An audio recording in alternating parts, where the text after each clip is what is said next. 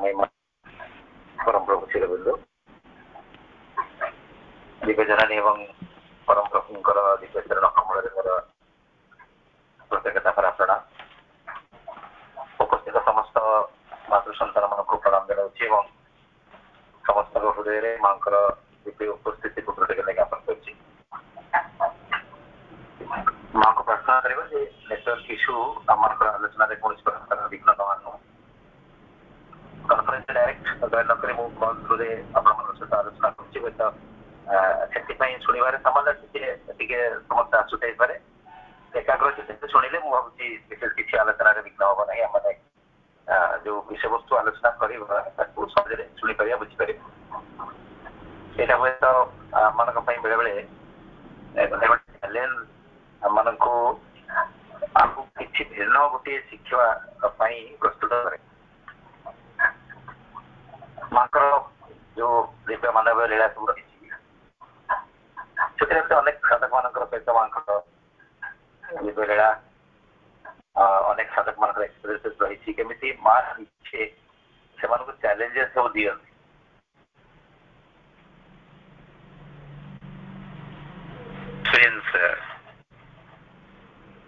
बहुत interesting experience मु शुणिली पढ़िली उदार जी गोटे पुस्तक उदार जी को माँ गोटे चैलेंज दिया जो चैलेंज को सी कहते through her power we always able to overcome हमें शक्ति सामर्थ्य सहायता हमें चैलेंज को ओवरकम कर एवं चैलेंज को ओवरकम कर सारा परे हमें किसी ना किसी गोटे उच्चतम अग्रगति को जाइथाउ चेतना रे किसी ना किसी अग्रगति आमे ग्रो करिथाउ आमे किसी चेतना रे आउ एक भिन्न स्तर को जीवा ପାଇଁ सफल दिथाउ समाज से हमर ग्रोथ ପାଇଁ गोटे चैलेंजेस दियो हरपागन रो वर्कशॉप करबा ପାଇଁ प्रबल पैसा आवश्यक व्हाट्सअप करने माँ लेक्चर देखते उदार जी को माँ दायित्व प्रदान कर माँ यथाशीघ्र व्हाट्सअप के कहू एक भी चाहूँ तो उदार जी भाविले बोध आवश्यक अर्थटी माँ अति सहज दे अर्थ माँ को सी मागिले माँ व्हाट्सअप में किसी अर्थ दरकार माँ कहले निश्चित दिज्व बिना अर्थ केमी हो तो तुमको अर्थ दिज्व ये जो पहुंची गले अर्थ माँ अर्थ देले मैंने कौन ओनली 1 रुपी मागिले take this amount and build the workshop गोटे टंकार दाम जोटा भी तो से समय अनुसार देखिले 100 गुण 100 टाइम्स मोर मैंने माँ 100 रुपीज देकी आपन वर्तमान मु 100 रुपीज देबी कोई गोटे वर्कशॉप पे तैयारी कर 100 रुपीज तो गोटे माने बाहर गोटे प्लास्टिक चेयर टी पकई गोटे सेलून टी भी कर घर द्वार इत्यादि छाड़त गोटे कंप्लीट वर्कशॉप जो कि विभिन्न प्रकार डिवाइस सब रहा गोटे टंकार केमी तो उदार जी जेहेतु ओपन थे समर्पित गोटे शिशु थे सहज बुझीगले mother is giving a challenge and by her grace with her support I will overcome the challenge. ये कहते माँ मत चैलेंज दौरान ओवरकम करने शक्ति ज्ञान बल कृपा मुझे चैलेंज को ओवरकम करी वर्कशॉप कर आउ माँ एक्सट्रा अमाउंट देना सी कहते ग्रेस ही तो व्यवस्था एवं माँ गोटे आम देखा के चमत्कार भाव में साधक मान प्रस्तुत कर एमती चैलेंज देवे जो साधारण जन चैलेंज को एक्सेप्ट करेंगे माँ पक्षर सपोर्ट देवे निजर लव मध्यम एनकरेज करेंगे साधारण जनक जो चैलेंज को ओवरकम करेंगे सी गोटे असाधारण स्तर को जाइए असाधारण स्तर आपण जो साधक मान कहानी पढ़े आमको समस्त को अति सहजर अनुभव हो they are not common being से साधारण सत्ता कि साधारण रु असाधारण स्तर को जीवाई माँ चैलेंज देते ग्रो कर आम मान गोटे भी चैलेंज जे गोटे विपरीत परिस्थिति କିପରି ଆମର କନସେନ୍ଟ୍ରେସନ କୁ ଇମ୍ପ୍ରୁଭ करे ଆମେ କଥାକୁ ଶୁଣିପାରିବା ବୁଝିପାରିବା ମା ସେହିପରି ବେଳେ ବେଳେ ଗୋଟେ ବିପରୀତ ପ୍ରତିକୂଳ ପରିସ୍ଥିତି ସୃଷ୍ଟି କରନ୍ତି ସେ ପ୍ରତିକୂଳ ପରିସ୍ଥିତିରେ ଆମେ ମାନେ କନସିୟସନେସ ରେ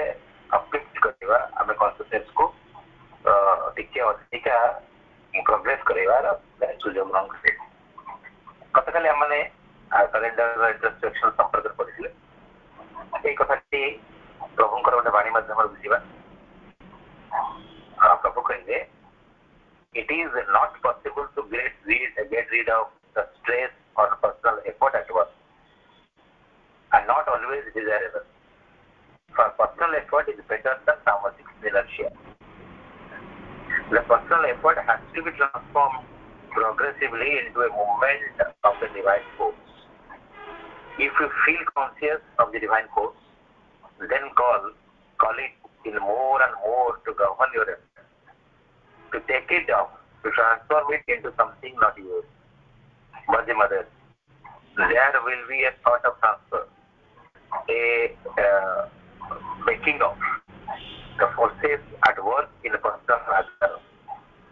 a transfer not suddenly complete, but progressive. ଗତକାଲି ଆମେ ଆଲୋଚନାରେ ବି ଏଇ କନସେପ୍ଟକୁ ଆଲୋଚନା କରିଥିଲେ ଯେ ସହଜ ଭାବରେ ବୁଝିବେ ଯେ ଗୋଟେ କାମ ଅଛି ଗୋଟେ କାର୍ଯ୍ୟ ଅଛି ଗୋଟେ କରିବାର କାର୍ଯ୍ୟଟିକୁ ମୁଁ କେମିତି କରିବି ମୁଁ ନିଜେ କରେଇବି ନା ଆଉ କାହା ମାଧ୍ୟମରେ କରାଇବି ଦିଟା କଥା ସପୋଜ ଆମେ ନିଜେ ରୋଷେଇ କରୁଛୁ ଆମେ ଚୁଟିଟାକୁ ଆଉ କାହା ମାଧ୍ୟମରେ କଟାଉଛୁ ଆମେ ନିଜେ କରିପାରୁନୁ ଆମ ଘର ତିଆରି ହଉଛି ଆମେ ନିଜେ କରିପାରୁନୁ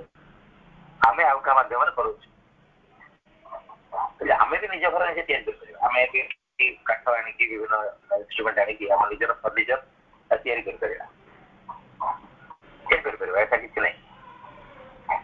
ଆମ ଘର ରଙ୍ଗ ଆମେ ଦେଇପାରିବା ଯଦି ଆମର ଯନ୍ତ୍ରପାତି କିଛି ଖରାପ ହେଇଯାଉଛି ଆମେ ବି ତାକୁ ସଜାଡ଼ିବା ପାଇଁ ଚେଷ୍ଟା କରିପାରିବା କିନ୍ତୁ ଆମେ ଅନ୍ୟ ଜଣଙ୍କ ମାଧ୍ୟମରେ କାହିଁ କରୁଛୁ ମୁଁ ଗୋଟେ ପ୍ରଫେସନାଲ ମିସ୍ତ୍ରୀକୁ କାହିଁକି ମଗଉଛି ମୁଁ ଗୋଟେ ଭଲ କାର୍ପେଣ୍ଟର ହେଲ୍ପ କାହିଁକି ନେଉଛି ଗୋଟେ ଭଲ furniture because they are expert they are skilful ସେମାନଙ୍କ ଭିତରେ ସେଇ ଟ୍ୟାଲେଣ୍ଟ ଅଛି ସେମାନଙ୍କ ଭିତରେ ସେ ସାମର୍ଥ୍ୟ ରହିଛି ସେ କାମଟିକୁ ଅତି ପରଫେକ୍ଟଲି ଅତି ପୂର୍ଣ୍ଣ ଭାବରେ ଅତି ସୁନ୍ଦର ଭାବରେ କାର୍ଯ୍ୟଟିକୁ ସେମାନେ କରିପାରିବେ କୌଣସି ଡିଫେକ୍ଟ ରହିବ ନାହିଁ ଯେମିତି ଆମେ ମାନେ ଆମର ଘରରେ ଯେତେବେଳେ ଆମେ 2-4 ଜଣ 5 ଜଣ 7 ଜଣ ଖାଇବାର ବ୍ୟବସ୍ଥା କରୁଛୁ ନିଜେ ରୋଷେଇ କରିଦଉ ସପୋଜ କିଛି ଗୋଟେ ଫଙ୍କସନ ହେଲା ଯେଉଁଥିରେ 500 700 800 1000 ଅତିଥି ମାନେ ଆସିବେ ସେ ଜାଗାରେ ଆମ ଠାରୁ ଆହୁରି ଅଧିକା ସ୍କିଲଫୁଲ ଜଣେ କୁକକୁ ଇନଭାଇଟ୍ କରାହଉଛି ତାଙ୍କୁ ଡକା ହଉଛି ତାଙ୍କର ସହାୟତା ନିଆଯାଉଛି ଅନୁଷ୍ଠାନ ମାନଙ୍କରେ ବି ସେଇଆ ଅନୁଷ୍ଠାନରେ ବହୁତ ଅନୁଷ୍ଠାନ ଅଛି ସେଠି ହଷ୍ଟେଲ ରହିଛି ଅଭାବୀ ମାନେ ରହୁଛନ୍ତି 100-200 ଅଭାବୀ ପିଲାମାନଙ୍କୁ ନେଇକି ଯୋଉ ସଂଖ୍ୟାଟି ରହୁଛି ତା ପାଇଁ ଆମେ ରୋଷେଇ କରିଦଉଛେ ଆସିକି ସପୋଜ ଆମ ସ୍କୁଲରେ ଗୋଟେ ଫଙ୍କସନ ହେଲା ଆମର ଅନୁଷ୍ଠାନରେ ଗୋଟେ ଫଙ୍କସନ ହେଲା 5 ଗୁଣ ବଢିଯିବେ ଆମ ମାନଙ୍କର ଅତିଥି ସେମାନଙ୍କର ଖାଦ୍ୟ ବ୍ୟବସ୍ଥା ଆମ ମାନଙ୍କର ଯୋଉ ଡାଇନିଂ ହଲ ରହିଛି ଆମ ମାନଙ୍କର ଯୋଉ କିଚେନ ରହିଛି ଏବଂ ଯୋଉ ଅଭାବୀ ମାନେ ସେ ଦାୟିତ୍ୱ ରହିଛନ୍ତି ହୁଏତ ତାଙ୍କ ଦ୍ୱାରା ସମ୍ଭବ ହବନି ତ ବାହାରୁ ବଡ ବଡ ରୋଷେଇ ସରଞ୍ଜାମ ମଗାଯାଉଛି ଏବଂ ସେଇ କାର୍ଯ୍ୟଟିକୁ ଆହୁରି ଭଲ ଭାବରେ କରି ନେବା ପାଇଁ ଯିଏ ଅଧିକା ସ୍କିଲଫୁଲ ଅଧିକା ଲୋକମାନଙ୍କ ପାଇଁ କାର୍ଯ୍ୟ କରିବା ପାଇଁ ଯୋଉମାନେ ସମସ୍ତ ସେମାନଙ୍କୁ ହେଲ୍ପ ମଗାଯାଉଛି ବାହାରୁ ଆମେ ଆମର ନିତିଦିନ ଜୀବନରେ ଏଇ କଥାଟିକୁ ସହଜରେ ବୁଝି ଯାଉଛୁ ଆମର ଅଞ୍ଚଳରେ ଜଣେ ମିସ୍ତ୍ରୀ ଅଛନ୍ତି ସେ ଜୀବନରେ କେବେ 2 ତାଲାରୁ ଅଧିକା ଘର କରିଥାନ୍ତି ସପୋଜ ଆମେ 7-8 ତାଲା 10 ତାଲା ଗୋଟେ ବିଲ୍ଡିଂ ତିଆରି କରିବା ଆମ ତାଙ୍କ ଉପରେ ଭରସା ପାଇବୁ କାରଣ ଆମେ ଜାଣିଛୁ ସେ କେବେ ଏପରି କାର୍ଯ୍ୟ କରିନାହାନ୍ତି ତ ଆମେ ଖୋଜିବୁ ଜଣେ ବେଟର କଣ୍ଟ୍ରାକ୍ଟର ଜଣେ ବେଟର ମିସ୍ତ୍ରୀ ଯିଏ ଏଥିରେ ଏକ୍ସପର୍ଟ ଏବେ ରାମ ମନ୍ଦିର ପ୍ରତିଷ୍ଠା ହେଲା ରାମଙ୍କର ଗୋଟେ ସୁନ୍ଦର ବିଗ୍ରହଟେ ତିଆରି କରାଗଲା ତ ଯେ XYZ ଯୋଉ ଛୋଟ ଛୋଟ କାର୍ଯ୍ୟ କରୁଛନ୍ତି ଆଜିକାଲି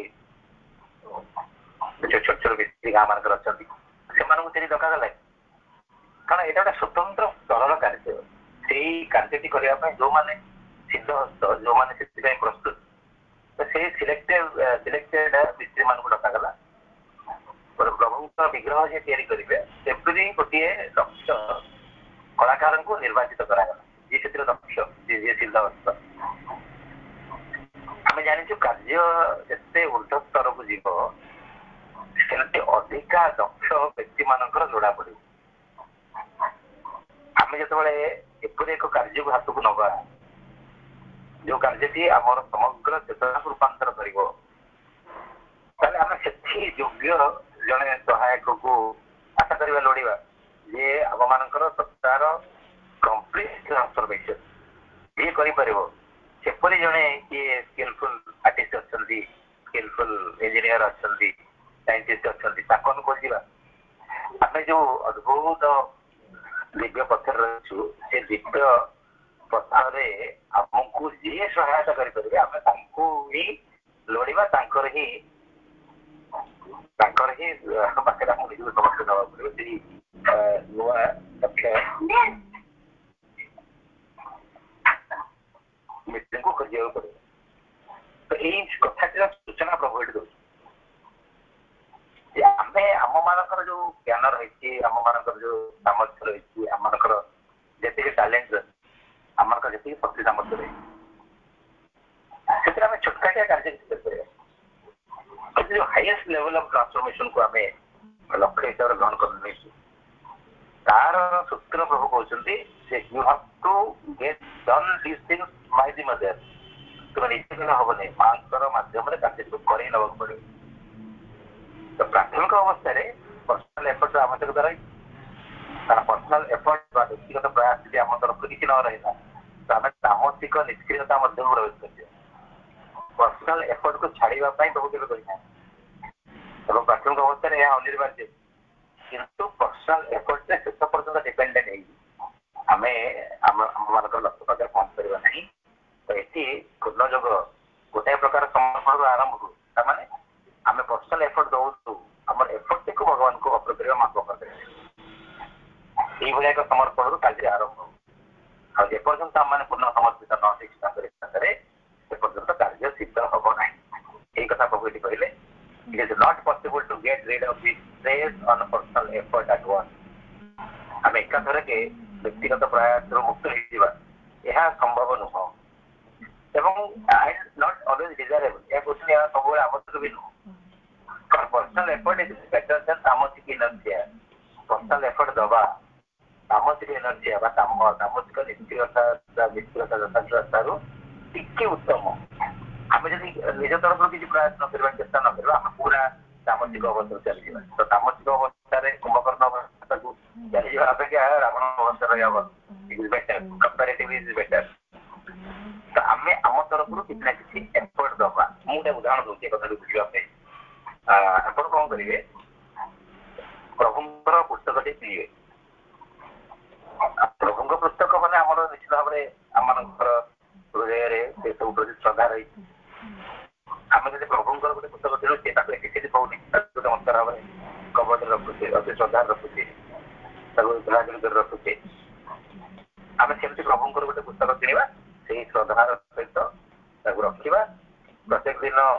ସକାଳ ଏବଂ ସନ୍ଧ୍ୟାରେ ସେଇ ଶ୍ରଦ୍ଧାର ସହିତ ଟିକେ ପ୍ରଣାମ ଜଣାଇବା।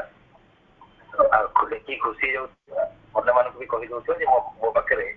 ଗୋଟେ ପ୍ରଭୁଙ୍କର ଗୋଟେ ଚିତ୍ର ପୁସ୍ତିକାଟିଏ ରହିଛି, ପୁସ୍ତକଟିଏ ରହିଛି, ଏବଂ କେବେ ପଢିବା ନାହିଁ। ଏଇଟା ହଉଛି ସାମର୍ଥ୍ୟତାର ଅବସ୍ଥା। ତା ପର ଅବସ୍ଥା ହଉଛି ଯେ ପ୍ରଭୁଙ୍କର ପୁସ୍ତକ କେହି ପଢିକି ବୁଝିପାରିବେ, କିନ୍ତୁ ଜଣେ ଏଫର୍ଟ ଦେଲା, ଅତି କମରେ ପ୍ରଥମ ପେଜରୁ ଖୋଲିଲା, ତାର ପ୍ରଥମ ଲାଇନଟି ପଢିଲା,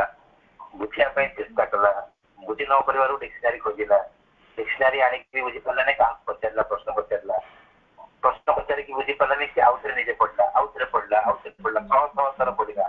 ତାପରେ କେବେ ଯାଇକି ମାଙ୍କ ପାଖରେ ଚୁପଚାପ ବସିଲା, ମା ଶହ ଥର ପ୍ରଭୁଙ୍କର ପୁସ୍ତକ ମୁଁ ପଢିଲି, କିନ୍ତୁ ମା ବୁଝିପାରୁନି। ମାଙ୍କୁ ପ୍ରାର୍ଥନା କରିକି ପଢିଲା ପରେ ସେମାନେ ଟିକେ ବୁଝିଗଲା, ଆହୁରି ପ୍ରାର୍ଥନା କରି ଆହୁରି ପଢିଲା, 100 times, 200 times, 300 times, 400 times ପଢିଗଲା ପରେ କେବେ ତା ଭିତରେ ଗୋଟେ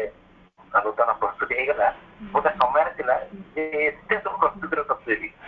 संपूर्ण भाव में निज मन को निरप कर माँ को प्रार्थना करी माँ का पाखे समर्पित न हेले ये मझीर गोटे हृदय को बुझी हो अनुभव कर से कार्य भी करागला परवर्ती समय से पुस्तक टी पढ़ू पढ़ू नुआ नुआ अनुभव अनुभूति आसला तो माँ भी परवर्ती समय जंत्र कर सौभाग्य प्रदान कले से पुस्तक टी अन्य मातृ सन्तान मान भर सहज बुझे देवार सामर्थ्य मातृ सन्तान भर आस गोटे लंबा व्यक्तिगत प्रयास गोटे समर्थ अवस्था को जाई कार्य सिद्ध करागला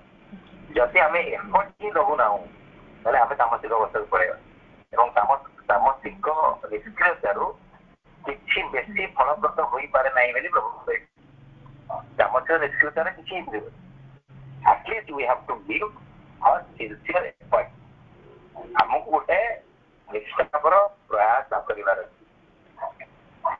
पर्सनल एफर्टा ठीक परवर्ती समय सरेंडर ट्रांसफॉर्म हो प्रभु कहले the personal effort has to be transformed progressively into a movement of divine force progressively प्रथम हम चुपचाप बचवा जे भाई कहीं चेष्टा करनो जो दिन मां कर कृपा तू मो पुत्र की बुझी ऐसे जो दिन मां कर कृपा तेरा के आछो कारण we have not tried yet हम तो चेष्टा ही करिनु हमें आगे चेष्टा करबा एक कोन से चेष्टा का व्यक्तिगत प्रयास रहि गेला हो नै व्यक्तिगत प्रयास रे प्रोग्रेसिवली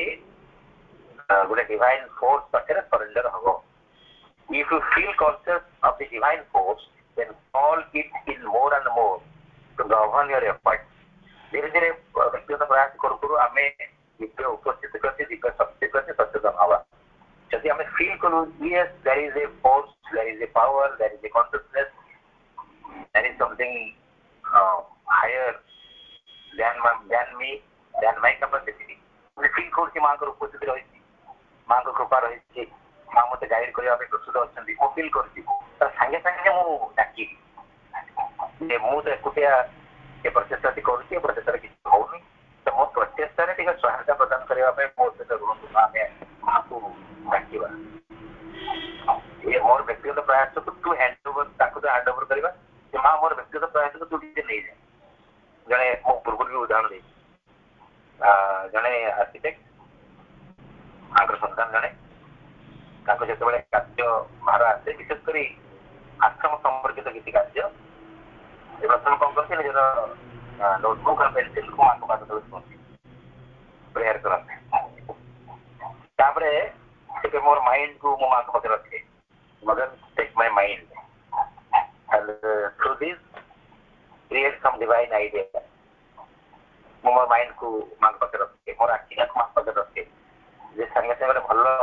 डिजाइन के दृश्यमान हम मो हृदय को माँ को पाखे रखे हृदय टी किपर कार्य समर्पित हो कार्य कर मो हृदय टी किपर माँ को इवेन मु मोर फिंगर मोर आंगुड़ी गुड़िक भी माँ को पाखे रखे मदर ये आंगुड़ी गुड़िक किपर व्यवहार पेनसिल गोटे नुआ स्केच कर each and every detail surrender करने पड़े से माँ कार्य आरंभ कर धीरे धीरे पर्सनल एफर्ट टी ट्रांसफर हम माँ कार्य भार ग्रहण करेंगे प्रथम आम कार्य कर आमको जंत्र माँ कार्य प्रथम धीरे धीरे हम ठीक माँ अधा कार्य ने अधा कार्य ने धीरे धीरे धीरे धीरे नहीं सब कार्य भार नहीं there will be short transfer a taking off of the forces at work in the personal ashram a transfer not suddenly complete but progressive माँ धीरे धीरे धीरे धीरे कार्य भार नहीं शिशु माँ संपूर्ण भाव कार्य भार नहीं संपूर्ण भाव आम कथा को बुझीपर कपलांकर जन्मदिन प्रार्थना सहित माँ उत्तर आपको पढ़े बुझी हो